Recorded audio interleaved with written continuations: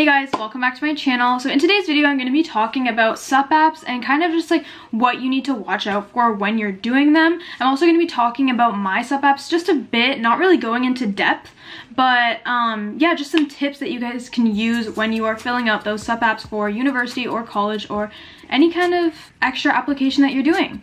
So I hope you guys enjoy this video and let's get right into it. So I know I've been away. Also, I'm just going to address the fit from now on. I am in a business looking fit because I have a presentation. But I actually have a special offer for you guys if you want to actually get some one-on-one help on your applications. So right now, if you go into my bio and click the link, there is a spot for you to book a session with me. It's going to be a 10-minute consulting little call with either me or one of my coworkers at Eliminate Universe, and we're just going to be going over your strengths and weaknesses and just like areas of improvement for your SUP apps. So if you want some one-on-one free help, you can go ahead and click that link and fill out the information that's needed, and we can go on from there and see how you can improve. For each of my programs, there were optional and required SUP apps. So for Western Ivy, that's a required SUP app that you have to fill out in order to be accepted and even considered for Ivy AEO. There's also McMaster, DeGroote School of Business who require a SUP app. And then University of Guelph and Laurier for Business both have optional SUP apps just to help your application in the process. If you guys haven't watched, you can check out my videos of when I got accepted and everything. I got accepted before I had filled out the other applications for Laurier and Guelph, but they're definitely a great option if you think that you might be lacking in some spot in terms of academics, but they're definitely a great option to show the school why you're worth it.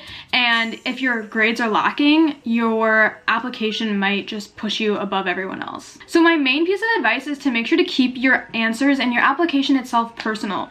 You know, obviously you want to show the school why you are the best fit for this school and why they're the best fit for you, and talk about why you specifically are the best fit and why you want to go to this school. Now, some of these tips that I'm saying, I'm trying to keep it for all sorts of different applications because I know for different programs and everything, they're going to be asking for different kind of questions and different things like that. Like for example, for McMaster, I know for the sciences, they ask you to write an essay based on a creative piece, and they usually say like, oh, interpret this in your own way. Whereas for my McMaster application, all I had to do was answer a few questions just about why I fit in with their school and they fit in with me, and different things that like influence me as a person, because they want to get to know your personality. The goal of a school is to try and diversify their student body, and they're trying to find people who can outshine others in terms of you're not just good at academics, you're good at other things, and maybe you aren't as good as academics as you'd like to be.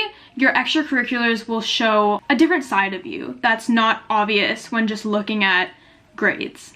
So next thing with your actual experience, as I mentioned before, you want to connect those experiences to yourself. It shows the school that you're of value to them rather than them just being of value to you. So that being said, you can go over different things you did, like extracurriculars, volunteer, other even just like hobbies that you have. If they're able to be put on an application and you can work around the wording to make it sound professional, you can always use those. So whether that be just tailoring one of your experiences, not basic things, just like customer transactions, like that's what the kind of things that you went through. Talk about how, and a direct example if you can, helped you grow and build different business skills if that's what you're interested in, or other skills like that. For example, a big theme in my McMaster application was leadership. You definitely had to talk about ways that you've been a leader. So you just try and tailor your experiences to what their main idea and what they're trying to get out of your application is. So that might take just a few minutes to reread the questions and see like what are they really trying to get out of you. And then my last tip is pretty basic, but just edit your work. Make sure to go over your questions. Make sure you're answering what they're asking. It's always good to like use a site like Grammarly or something to check your work. It's also really professional if you have like no grammatical errors and everything. I should also just mention, be confident with yourself. This is a way for you to show the school who you are and your personality. One of my questions was basically, who's your biggest role model?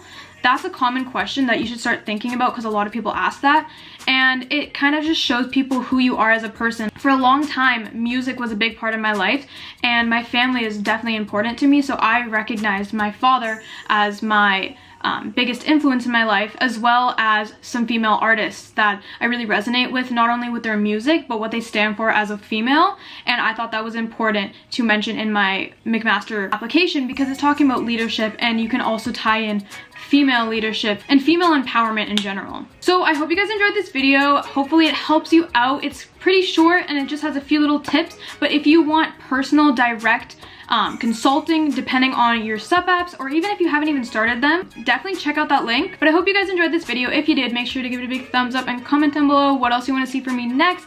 I'm gonna be hopefully doing some more videos if I can get the time between studying. Make sure to subscribe and turn on your post notification bell so you never miss a post from me. And that's it. Thank you guys so much for watching, and I'll see you in the next video. Bye guys.